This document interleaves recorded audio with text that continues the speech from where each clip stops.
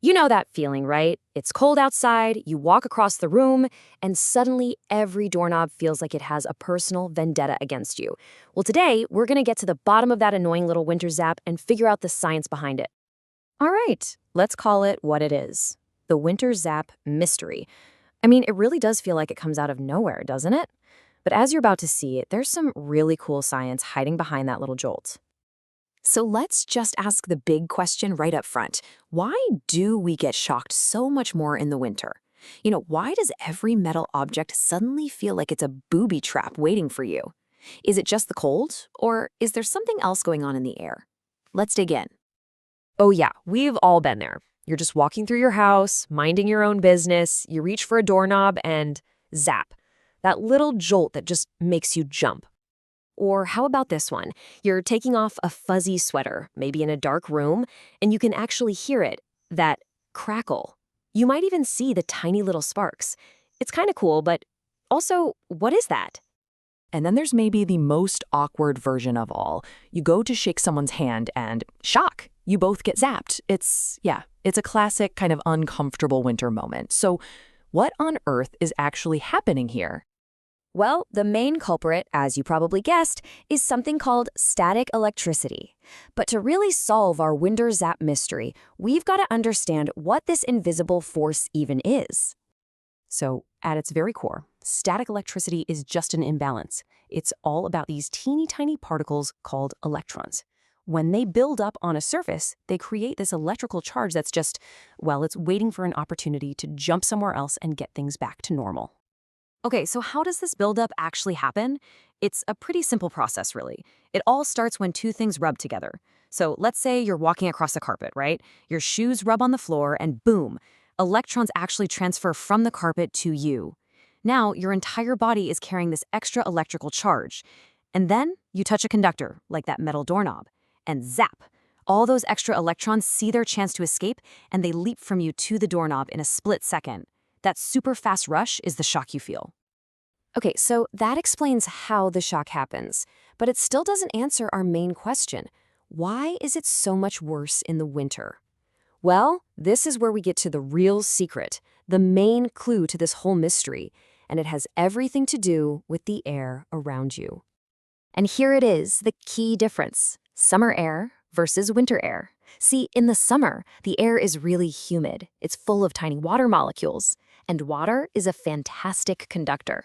So as you build up a charge, that moisture in the air is constantly pulling it off you. Just poof, dissipating it harmlessly. But winter air, it's super dry. It's an electrical insulator. That means the charge has absolutely nowhere to go. It just builds and builds and builds up on your body until, of course, you touch that doorknob. And this chart just lays it all out, plain and simple.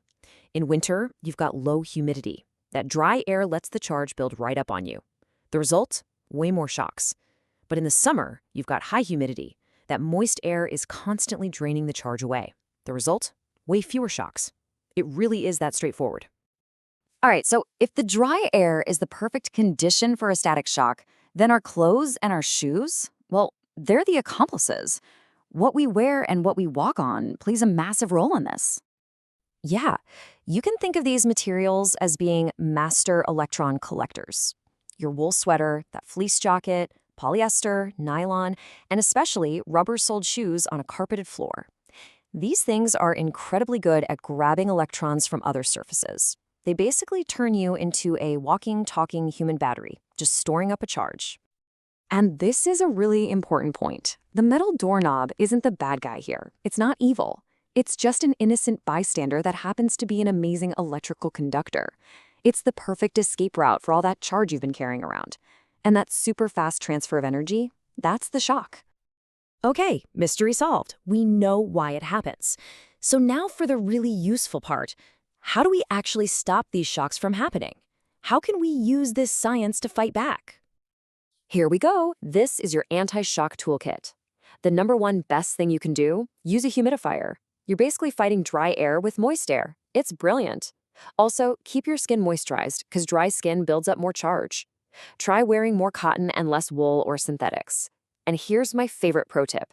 If you're about to touch something metal, touch it with your knuckle first. You still discharge the electricity, but because there are fewer nerve endings there, you barely feel it. It's a game changer. All right, now that we know how to stop it, let's just take a step back for a second and appreciate how cool this whole thing actually is. Because that little zap, it's a much bigger deal than you think. It's actually a pretty incredible natural phenomenon. Ready for this? On a really dry winter day, your body can build up a static charge of up to 40,000 volts. I know, that sounds insane, right? Like a ridiculously high, dangerous number. But it's not quite what it seems. And here's why. See, when it comes to electricity, it's not really the voltage that gets you, it's the current, the amperage. Your body might be carrying 40,000 volts, but the amount of current is absolutely tiny, which is why the shock is totally harmless. Now, a bolt of lightning, that's got 1,000,000,000 volts, sure, but it also has a massive deadly current. It's the exact same physics, just on a completely different and way more dangerous scale. And that leads us to this amazing idea. The next time you get a static shock, remember, you're not just touching a doorknob. You're literally experiencing miniature lightning in action. You are the storm cloud. So really, the big takeaway here is that nature's electricity is all around us, all the time. The same basic forces that create these spectacular lightning storms are happening on a tiny scale every time you shuffle your feet across the carpet. Winter doesn't create the electricity, it just pulls back the curtain and makes it a whole lot easier for us to feel it. How cool is that?